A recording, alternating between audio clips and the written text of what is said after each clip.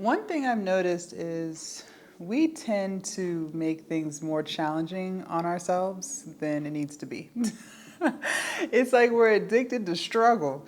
I don't know if it's maybe we grew up in struggle, so we want to carry struggle into our adult years, and then our whole life is nothing but struggle. But I'm here to tell you that your life does not have to be a struggle.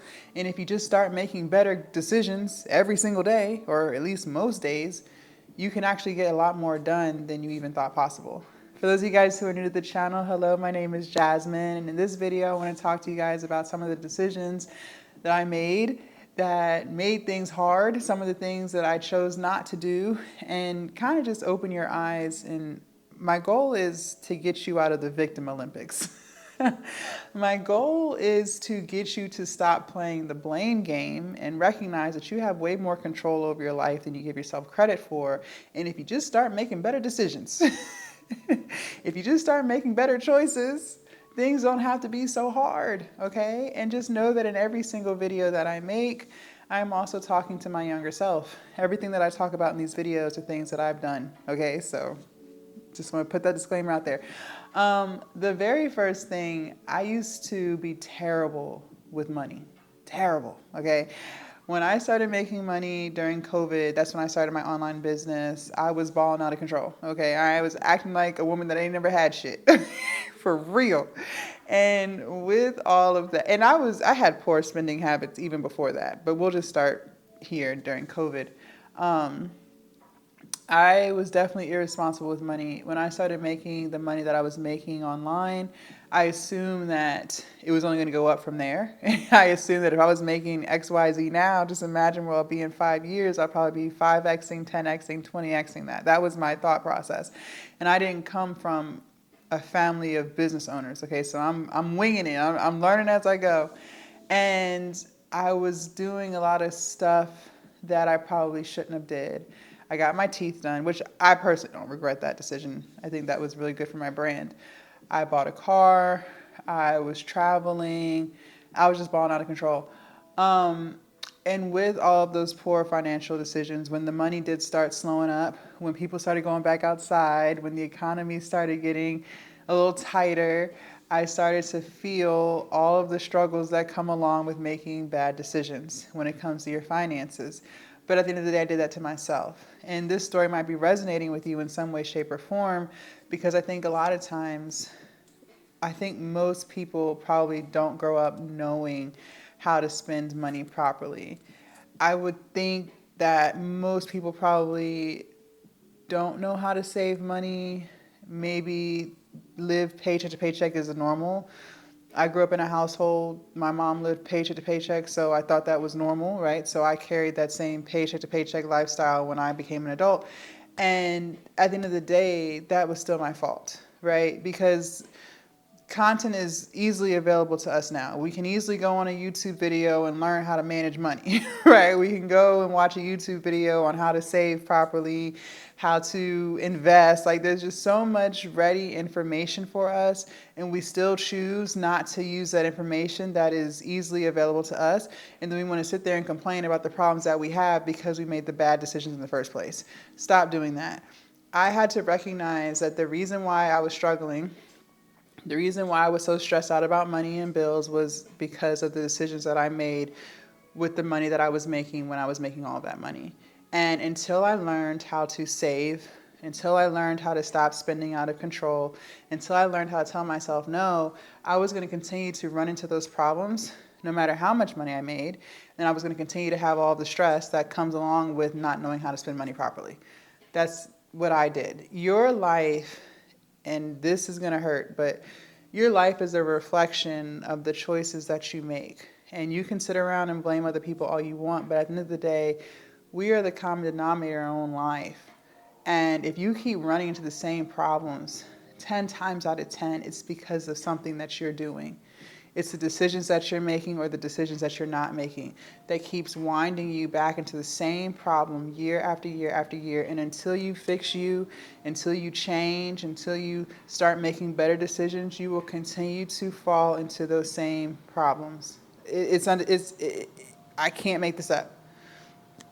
Another decision that I really struggled with was with weight. I used to be 340 pounds, and I remember being overweight like when I was in elementary school. In middle school, I lost a lot of weight in high school when I started playing basketball, and I maintained a very healthy weight throughout high school and college. But once I graduated college, once I stopped playing basketball and running around and started getting a little bit older, right? I think too, being on campus, the campus I was on, like you have to walk everywhere. You couldn't drive through campus. So you're just constantly getting steps in, right? But once I graduated college, so about 23, 24, I started putting on a lot of weight. And that's because I was no longer active, right? I was getting older, but I don't think age really had anything to do with it. Back then, I was still 23, 24 years old. Like, that's still really young.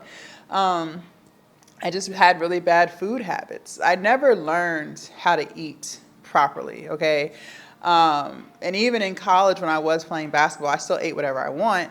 It's just I'm running up and down the court. We're doing two-a-days, right? So whatever I was eating, whatever crappy fast food I was eating, I was burning it off because I was so active. But I never learned how to eat properly. And so I was making poor food decisions every day, all day. I was going to fast food for breakfast, lunch, and dinner because that's what I was doing in college, and I didn't have any weight problems. But I was moving. And I was going to continue to gain weight. I was going to continue to run into these health issues until I decided to change, until I decided to lock in and, stop doing this to myself. I decided to hire a personal trainer, best investment I ever made in myself, and I lost all the weight. I think that a lot of times we will blame things like, well, it's genetics. We'll blame things like, oh, it's my hormones. Well, blame things, I don't even know what else people use. And sure, that could play a role, okay? My whole family's obese. I had thyroid disease. You can blame all the things you want. I was also on birth control, right? You can blame all the things that you want. But at the end of the day, the reason why I was obese was because I ate like crap. There's no reason why I should have been eating fast food for breakfast, lunch, and dinner. There was no reason why I was drinking more soda than water. There's no reason why I'm eating a pint of ice cream every day.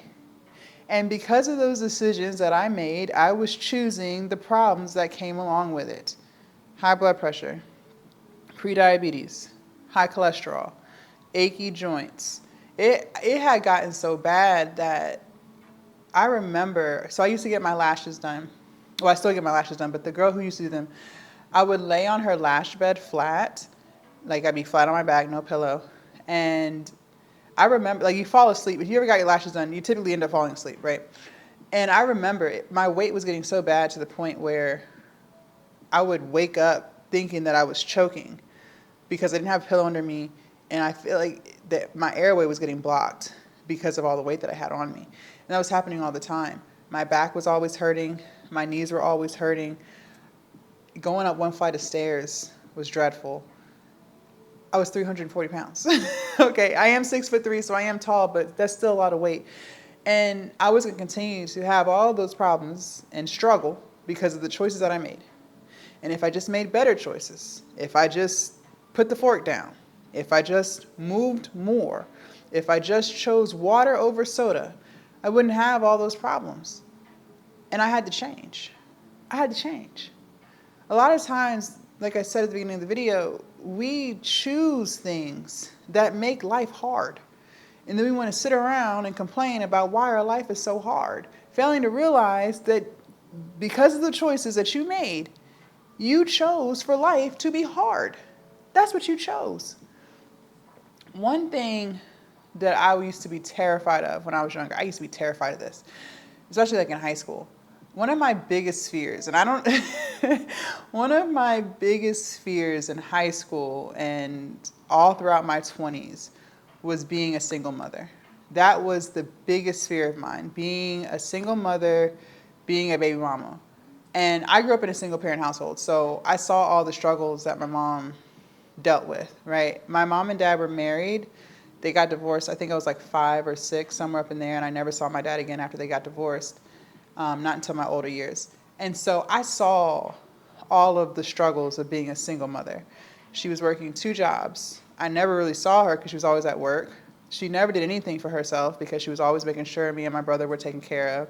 And we always had everything that we needed. We always had a roof over our head. We always had food to eat.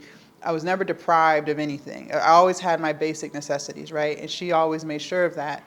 But just seeing her struggle, it scared me. It scared the shit out of me, right? And I was terrified. My biggest fear back then was to have a child and not have any support and be a single mother. And because that was such a fear of mine, I made sure that that was not going to be my life. I even see TikTok videos where women are talking about how hard it is to be a single mother and how, the father doesn't help or they're doing it all on their own.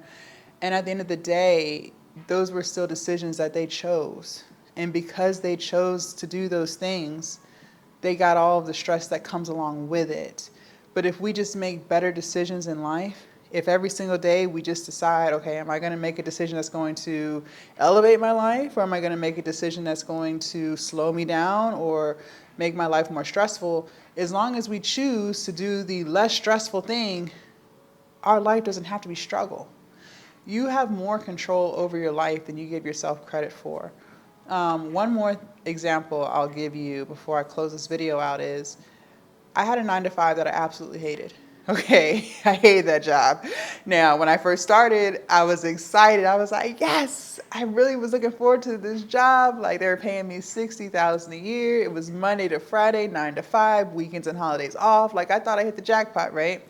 I was so excited about this job.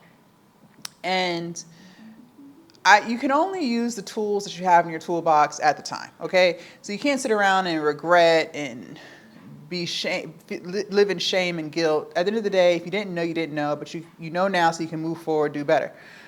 Now, when I had that 9-to-5, I didn't know how the corporate world worked. Okay, I had never had a full-time job before. I was 23 when I got that job. I was fresh out of college. And so I had made friends with a woman, and she was a lot older than me, and we used to do everything together, even off the clock. And so I got comfortable. I was very naive back then. And so I just started telling her, my business, because I thought we were friends. I started telling her things like people I didn't like at work, things I didn't like about our supervisor, right? And I assumed that because we were friends, it was just going to stay between us. Well, it didn't. She ended up telling my supervisor everything that I told her.